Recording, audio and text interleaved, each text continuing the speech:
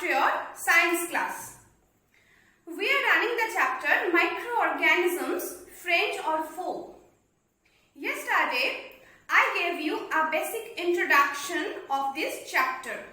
Today, I will discuss with you the algae and fungi groups. Okay. Today, I made this video a little bit interesting for you. Okay. This video is divided into some segments.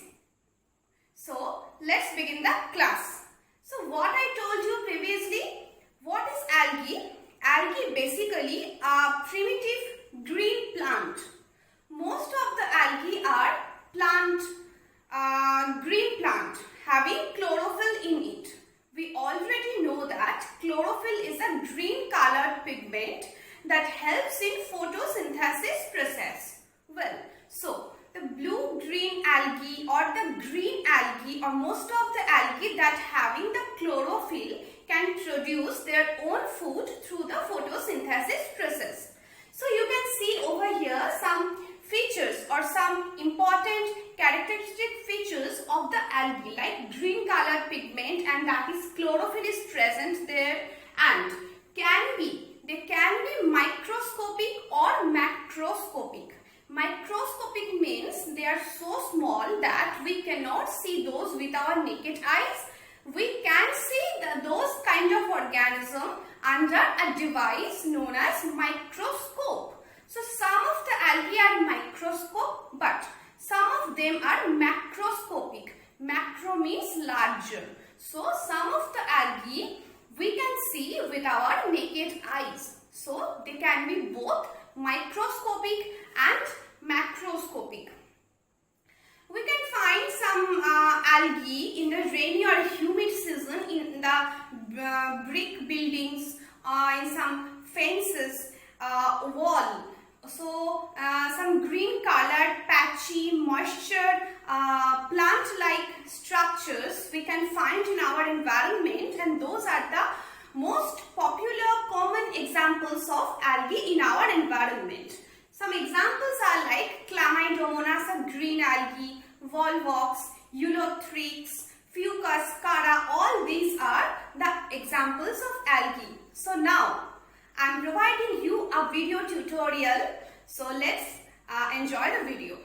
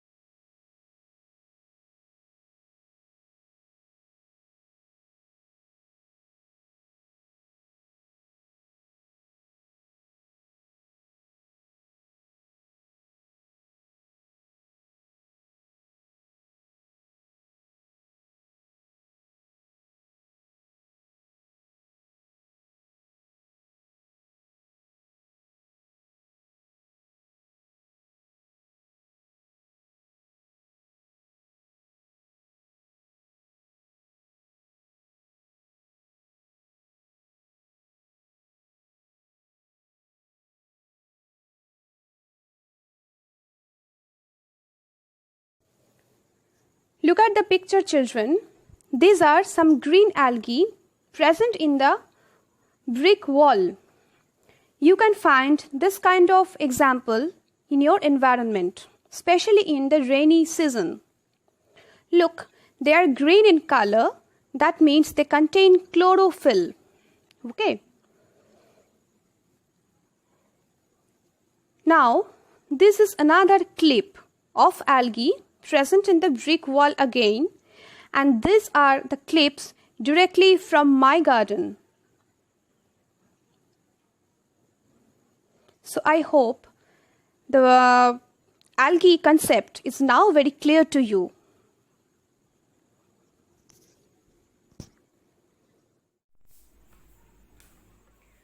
So now let's talk about fungi. What I told you previously, fungi is the heterotrophic organism. They do not contain chlorophyll, so they completely depend on others for their food. Hetero means others, so they are termed as heterotrophic organisms. Like algae, they can be both microscopic or macroscopic. We can see some fungi in our environment with our naked eyes. They are large in size, but some of them are very small, tiny, so that we cannot see those with our naked eyes. Most of them are very harmful.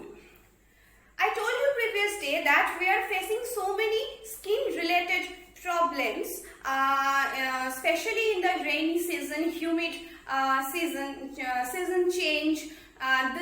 Most of that skin related irritations are caused by those fungi. Fungi can spoil our food, the wooden furnitures, leather.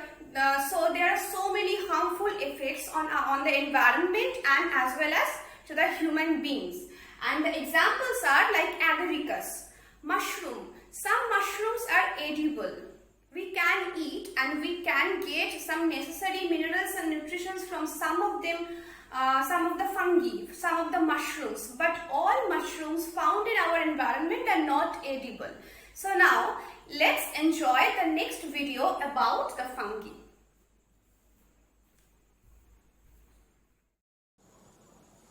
We all have noticed the cottony growth on a stale piece of leftover bread. It happens with many food items when they are left open, especially in moisture. But have you ever wondered why? What exactly gets these cotton-like substances here? Well, the cottony growth is nothing but a set of live cells. Yes, these are living cells. Now you can guess the name of these organisms. Yes, I am referring to the fungi. Fungus is usually a broad term used to cover many organisms together. This group consists of microscopic and as well as macroscopic organisms. Microscopic means observed only under microscope. For example, this kind of moles on the rotten breads. And what is the macroscopic? That means we can see those with our naked eyes. For examples, mushroom we can find easily in our environment. Now you can see this kind of fungi, especially in the rainy season, in case of logs, wooden plants, or any kind of wooden furnitures or logs or twigs present in our environment. A bright, shiny texture they have. And now, these are also very common examples of fungi present in our environment. Again, like the previous one, these are also the clips directly from my garden. So these are all fungi, and look at the color they have. They don't have chlorophyll, hence they are not green in color.